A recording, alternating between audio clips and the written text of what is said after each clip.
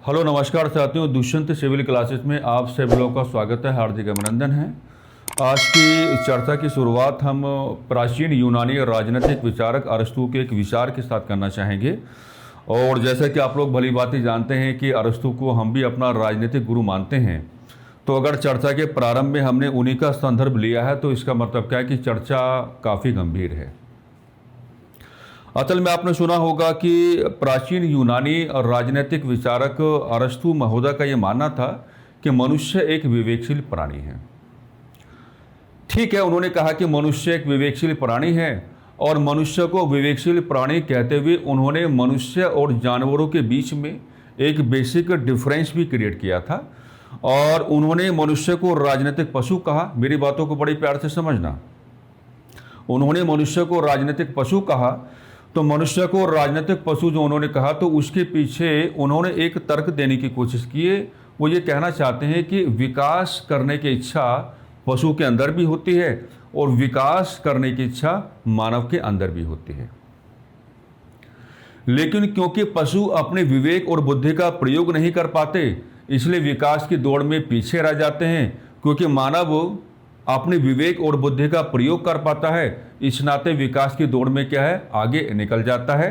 इसी नाते उन्होंने मानव को और राजनीतिक पशु कहा, है ना। और राजनीतिक पशु कहा, इसका मतलब आप ये भी बता सकते हैं कि पशु के साथ समानता तो है शुरुआत में, लेकिन बाद में क्या है, एक बेसिक डिफरेंस क्रिएट कर देते हैं, ये कहते हुए कि पशु अपने विकास के संदर्भ में अपने विवेक और बुद्धि का प्रयोग नहीं कर पाते हैं, लेकिन जो आपका मानव है वो अपने विकास के संदर्भ में अपने विवेक और बुद्धि का प्रयोग कर पाता है। और आपने ये भी सुना होगा कि अरस्तु ने लगातार इस बात पे बड़ा फोकस किया है कि मानव एक विवेकशील प्राणी है। तो आज की चर्चा हम यहीं से प्रारंभ करेंगे। अगर अरस्तु ने लगातार इस बात को स्थापित करने की कोशिश की है कि मानव एक विवेकशील प्राणी है, तो मानव को विवेकशील प्राणी आप बनाएंगे कैसे? आखिर मानव विवेकशील प्राणी कैसे बनेगा? तो देखो, मानव जो आपका है विवेकशील प्राणी बनेगा, एक ही तरीका है कि मानव का शैक्षणिक स्तर सही होना चाहिए। यानी कि अगर आप मानव को शिक्षित कराए जाने पर जोर दोगे तो मानव क्या होगा, विवेकशील प्राणी बनेगा। क्योंकि ये कहने में हमें किसी प्रकार की कोई समस्या नहीं है कि एक शिक्षित मानव ही उचित तरीके से या तर्क संगत तरीके से अपने विवेक और बुद्धि का प्रयोग कर सकता है और अपने आप को विकास के पथ पर आगे बढ़ा सकता है। यानी कि अगर अरस्तु के विचार को हम लागू करने की बात करें तो अरस्तु के विचार के लिए हमें शिक्षा जैसी व्यवस्था का सहारा लेना पड़ेगा।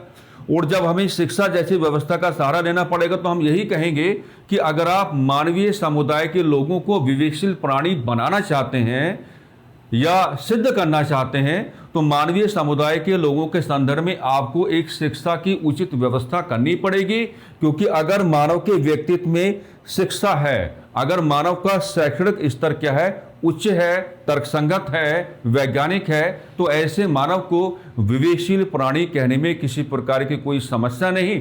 और ऐसा मानव अपने आप को विकास के पथ पर आगे बढ़ाने में सक्षम भी रहेगा। यानी कि कहने का मतलब यह हुआ कि शिक्षा की ताकत हम आपको बता रहे हैं, शिक्षा की ताकत हम आपको बता रहे हैं। अगर शिक्षा मानव को विवेकशील प्राणी बनाने में सक्षम है, तो अगर विवेकशील प्राणी आप मानव को शिक्षा के माध्यम से बनाने की बात करेंगे तो ऐसे मानव से ना तो कभी समाज को कोई खतरा पूछेगा और ऐसे मानव से ना ही कभी राज्य को कोई खतरा पूछेगा। यानी कि राज्य की भलाई भी इसी में सुनिश्चित है और समाज की भलाई भी क्या है, इसी में सुनिश्चित है। ये शिक्षा की क्या है साथियों, ताकत है। जैसा कि आप लोग देख पा रहे हैं कि वर्तमान समय में मानसून सीजन चला हुआ है और मानसून सीजन में आप लोग देख रहे हैं कि आपके पहाड़ी क्षेत्रों के साथ साथ पूर्वोत्तर भारत के कई सारे ऐसे राज्य आपको दिखाई पड़ रहे हैं जहां पर बाढ़ एक बड़ी प्राकृतिक आपदा बनी हुई है। और आप तो पहाड़ के लोग हो तो मुझे आपको बहुत ज़्यादा गहराई में जाकर के समझाने की संभवतः आवश्यकता नहीं है कि प्राकृतिक चुनौतियां किस तरीके से मानव के जीवन को अस्त व्यस्त कर देती हैं, या भली भांति समझते हैं। तो जिस तरीके से ये बाढ़ एक प्राकृतिक आपदा बनी हुई है और बाढ़ जैसी प्राकृतिक आपदा ने मानव के जीवन को अस्त व्यस्त कर दिया है, तो इससे बच्चों की शिक्षा पर एक नकारात्मक प्रभाव पड़ा है।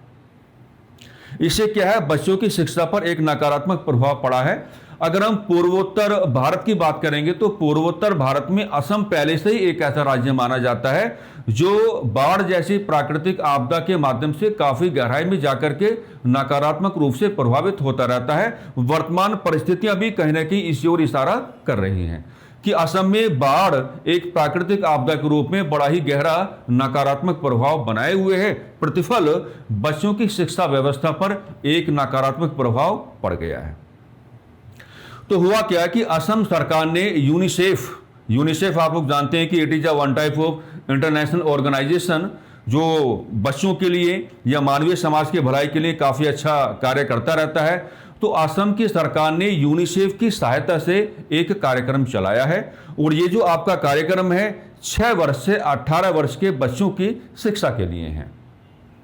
मैं अपनी बात को एक बार फिर दोहरा देता हूं कि असम की सरकार ने यूनिसेफ को अपने साथ लेते हुए शिक्षा का एक कार्यक्रम चलाया है और ये जो शिक्षा का एक कार्यक्रम है 6 से 18 वर्ष के बच्चों के लिए है। ठीक है, ये बात शुरुआत में आपको समझनी होगी। और इस कार्यक्रम का नाम है स्कूल इन अ बॉक्स। इस कार्यक्रम का नाम क्या है साथियों? स्कूल इन अ बॉक्स। तो सवाल निकालते हैं, सवाल कैसे निकालेंगे कि स्कूल इन अ बॉक्स कार्यक्रम की शुरुआत किस राज्य सरकार की ओर से की गई? असम सरकार। स्कूल इन अ बॉक्स जैसे कार्यक्रम ने असम सरकार स्कूल इन अ बॉक्स जैसे कार्यक्रम के अंतर्गत असम सरकार ने किस अंतर्राष्ट्रीय संगठन का सहयोग प्राप्त किया है? यूनिसेफ। स्कूल इन अ बॉक्स कार्यक्रम का उद्देश्य क्या है? शिक्षा को या शिक्षा की निरंतरता को बनाए के रखना।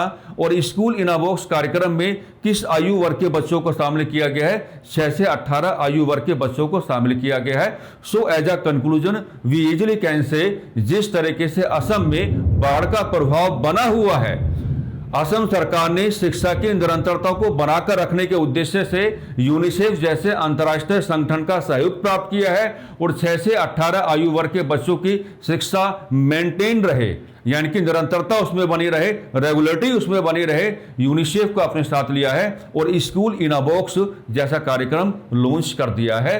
ये असम सरकार का ये जो आपका कदम है ये स्वागत का विषय है। बिल्कुल ऐसा ही एक न्यूज काफी इस समय चल रहा है जो चर्चा में काफी है और इस न्यूज को कहा जा रहा है पूरी पढ़ाई देश की भलाई, है ना। हालांकि आपको लग रहा होगा कि मेरी बातें थोड़ी सैद्धांतिक हैं, लेकिन आप तो विद्यार्थी हैं, हम भी विद्यार्थी हैं, है ना। हमसे और आपसे ज्यादा शिक्षा की ताकत कौन पहचान पाएगा। एक कार्यक्रम अभी न्यूज में और चल रहा है जिसका नाम क्या है? पूरी पढ़ाई देश की भलाई। और ये जो आपका कार्यक्रम है पूरी पढ़ाई देश की भलाई, इस कार्यक्रम को एक गैर सरकारी संगठन चला रहा है और इस गैर सरकारी संगठन का नाम क्या है? Child rights and you. और ये जो आपका गैर सरकारी संगठन है जिसका नाम हमने आपको क्या बताया? Child rights and you. इसकी शुरुआत हुई थी आपके यहां पर 1979 एडी में और ये शिक्षा पर जोर देकर के चल रहा है। और इसके कार्यक्रम का जिसका नाम मैंने आपको बताया पूरी पढ़ाई देश की भलाई, इसका मतलब क्या है कि जोर इस बात पर देके जा रहा है या जोर इस बात पर लाने की कोशिश की जा रही है कि भाई देखो, अगर आपका शैक्षणिक स्तर उच्च होगा, अगर आपका शैक्षणिक स्तर सकारात्मक होगा तो आप एक राज्य के अंतर्गत भी अच्छे से कार्य कर पाएंगे और आप एक राज्य के अंतर्गत भी क्या है एक सच्चे नागरिक के रूप में कार्य कर पाएंगे और आप एक समाज के अंदर एक बेहतरीन सामाजिक प्राणी भी बन पाएंगे। यानी कि पूरी पढ़ाई देश की भलाई का उद्देश्य यह है कि अगर किसी भी देश को आप एक राज्य के रूप में कैलकुलेट करने की बात करोगे और उस राज्य के निवासियों का एजुकेशनल ग्राउंड काफी इफेक्टिव है, तो इसका मतलब क्या है कि भला लोगों का तो होना ही होना है, लेकिन देश का भला भी अपने आप ही क्या हो जाता है? सुनिश्चित हो जाता है।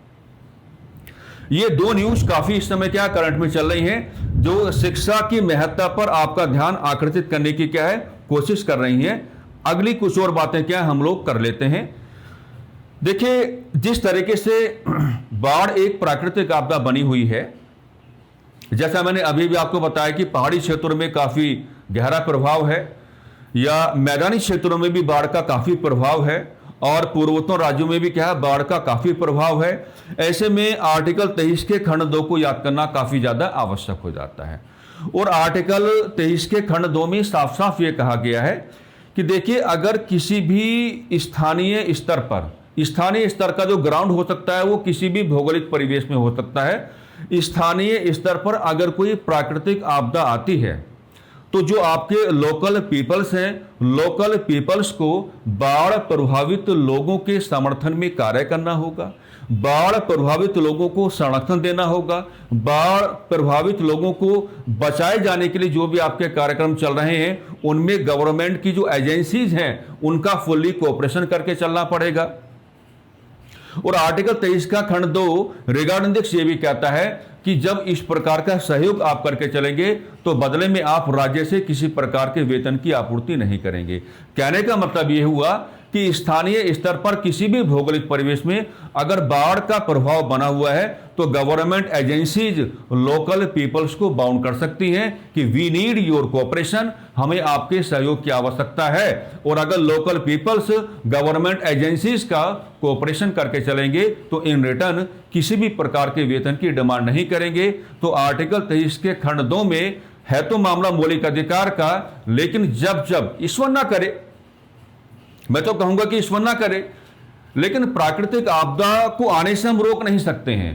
प्राकृतिक आपदा के प्रभावों को हम लोग क्या है, सीमित कर सकते हैं। तो सीमित किए जाने के संदर्भ में जब जब हमें मौका मिले गवर्नमेंट एजेंसी का कोऑपरेशन करने के लिए तो हमें कोऑपरेशन कर देना चाहिए। क्योंकि अगर बाढ़ जैसी प्राकृतिक आपदा के आलोक में अगर सरकारों की ओर से बच्चों की शिक्षा की निरंतरता को बनाकर रखने के लिए कार्यक्रम चलाए जा रहे हैं तो एक सच्चे भारतीय नागरिक के रूप में अब हमारा भी परम कर्तव्य बन जाना चाहिए कि गवर्नमेंट एजेंसीज जब हमें ये कहें कि we need your regional cooperation तो हमें तुरंत तैयार हो जाना चाहिए। और आर्टिकल 23 के खंड 2 की महत्ता को समझते हुए हमें गवर्नमेंट एजेंसीज का फुली कोऑपरेशन कर देना चाहिए और बदले में किसी प्रकार के वेतन की मांग नहीं करनी चाहिए। एक बात और हम आपके सामने रखना चाहेंगे, जैसा मैंने अभी भी बोला कि बाढ़ जैसी प्राकृतिक आपदा को आने से हम रोक नहीं सकते, लेकिन इसके प्रभावों को कम किया जा सकता है। लेकिन एक बात और भी है, आप देख पा रहे होंगे कि बाढ़ के आने का एक मेजर रीजन कई बार यह भी बताया जाता है, बाढ़ के आने का एक मेजर रीजन कई बार यह भी बताया जाता है कि नदियों में वाटर का ओवरफ्लो हो जाना।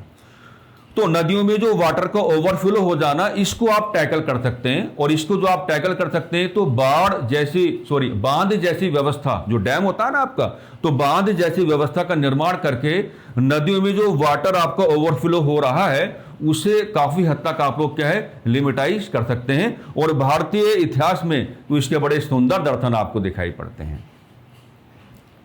आपको पता होगा कि भारत में एक शख्स शासक का रेफरेंस लिया जाता है जो संस्कृत भाषा में काफी गहरी रुचि रखता था, जिसका नाम आपने सुना होगा रुद्रदामन। और रुद्रदामन का एक गिरनार अभिलेख आपको दिखाई पड़ता है जिसका संदर्भ गुजरात के काठियावाड़ क्षेत्र से लिया जाता है। तो असल में गुजरात के काठियावाड़ क्षेत्र में सुदर्शन झील का निर्माण कभी करवाया गया था और सुदर्शन झील का जो कंस्ट्रक्शन हुआ था ये चंद्रगुप्त मौर्य के शासनकाल की विशेषता है। और चंद्रगुप्त मौर्य के शासनकाल में काठियावाड़ प्रांत के जो गवर्नर हैं उनका नाम क्या है, पुष्यगुप्त वैश्य। तो पुष्यगुप्त वैश्य ने चंद्रगुप्ता मौर्य की ओर से वहां पर यानी कि गुजरात के काठियावाड़ क्षेत्र में सुदर्शन झील का निर्माण करवाया था। उसका पर्पज क्या बताया गया, आसपास के लोगों को इरिगेशन फैसिलिटी प्रोवाइड करवाना। इसके बाद अशोका के समय में गुजरात के काठियावाड़ प्रांत के गवर्नर आपको मिलेंगे तुषास्प। और ये जो आपके तुषास्प हैं इन्होंने सुदर्शन झील पर एक डैम का कंस्ट्रक्शन करवाया था ताकि है ना, ताकि जो आप छोटे छोटे जो आप नाले निकालते हैं उनमें कभी भी वाटर का क्या है, ओवरफ्लो नहीं होना चाहिए। उसके बाद एक आपको मिलते हैं शासक और मिलते हैं, जैसे कि आप गुप्ता पीरियड की बात करेंगे तो गुप्त पीरियड के एक शासक आपको मिलेंगे स्कंद गुप्ता।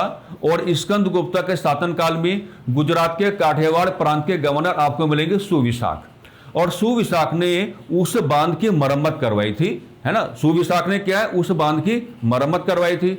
उसके बाद मौरोत्तर काल में एक करैक्टर आपको मिलेंगे, खुद रुद्रदामन जो शख्स शासक हैं, रुद्रदामन के समय में गुजरात के काठियावाड़ प्रांत के गवर्नर कौन मिलेंगे आपको, चक्रपालित, जिन्होंने भी उस बांध की मरम्मत करवाई थी।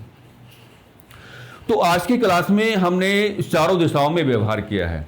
देखो, मैंने करंट की 2 न्यूज भी आपको दी, मैंने अरस्तु का संदर्भ भी आपके सामने रखा, शिक्षा की महत्ता को आपको समझाया। असम सरकार ने बाढ़ के प्रभाव को ध्यान में रखते हुए शिक्षा की निरंतरता के लिए जो कार्य किए, हमने उन पे भी बातें की, है ना। और मैंने आर्टिकल 23 के खंड 2 का रेफरेंस भी आपके सामने रखा कि बाढ़ जैसी प्राकृतिक आपदा में हमें भी गवर्नमेंट एजेंसीज का कोऑपरेशन करके चलना चाहिए। और हमने प्राचीन भारतीय इतिहास का एक रेफरेंस भी आपके सामने रखा कि हम इन रेफरेंसेस को इस्तेमाल करके ये बता सकते हैं कि भी वाकई में बाढ़ एक गंभीर प्राकृतिक आपदा है, जिसको आने से आप रोक तो नहीं सकते, लेकिन इसके प्रभावों को आप काफी हद तक सीमित कर सकते हैं। और कम से कम जगह जगह पर बांधों का निर्माण करके नदी में जो आपका वाटर का ओवरफ्लो हो जाता है, उसको काफी हद तक क्या किया जा सकता है, लिमिटाइज किया जा सकता है। तो उद्देश्य तो मेरा आपको करंट की 2 न्यूज देना था, लेकिन उसके साथ संवैधानिक धरातल भी मैंने जोड़ के आपको दिखाया, और उसके साथ प्राचीन भारतीय इतिहास का एक धरातल, एक ग्राउंड भी मैंने आपको जोड़ के दिखाया। उम्मीद करता हूं कि आपको ये चर्चा काफी पसंद आएगी, अच्छा लगेगा। अच्छे से नोट्स बनाओ, रेगुलरिटी मेंटेन करके चलो, लगातार वीडियोस को ऑब्जर्व करते रहो, लगातार नोट्स बनाते रहो, चैनल को सब्सक्राइब भी करते रहो, लाइक भी करते रहो, और ऑफलाइन क्या है, कमेंट भी करते रहो। बस इन्हीं शब्दों के साथ आज की चर्चा को हम लोग क्या करते हैं, समाप्त करते हैं। भविष्य के लिए आप सभी लोगों को शुभकामनाएं। धन्यवाद, नमस्कार।